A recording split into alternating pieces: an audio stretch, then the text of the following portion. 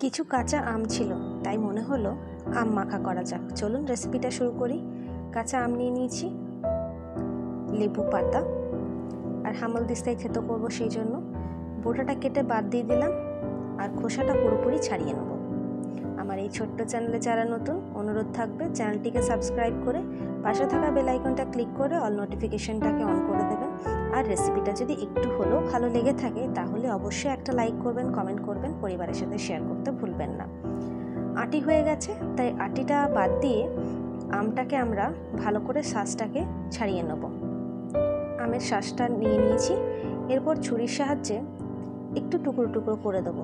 আপনারা চাইলে থেতো নাও করতে পারেন, এই টুকরো টুকরো আমগুলো মাখিয়ে নিতে পারেন। তবে একটু থেতো হলে ভেতর পর্যন্ত মশলাটা গেলে কিন্তু খেতে দুর্দান্ত হয়।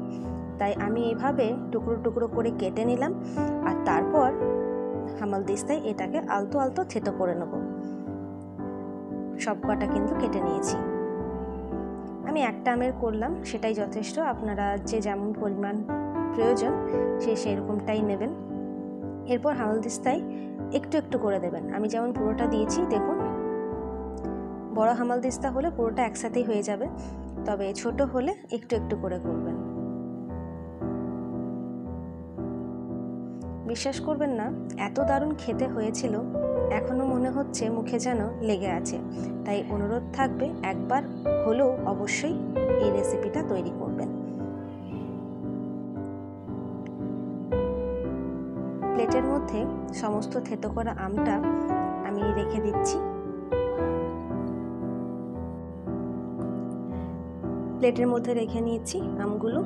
এরপর পাতাগুলো ভালো করে থেতো করে নেব, কারণ গোটা পাতা তো দেওয়া যাবে না, গন্ধটাও আসতে হবে। তাই ভালো মতো থেতো করে নিয়েছি, তাহলে মুখেও লাগবে না, টেস্টটাও এনহ্যান্স হবে। দিয়ে দিচ্ছি থেতো আমের মধ্যেই দিচ্ছি কিছুটা কাসুন্দি, বিট নুন, চিনি। আমের টক বুঝে কিন্তু চিনিটা ব্যবহার করবেন।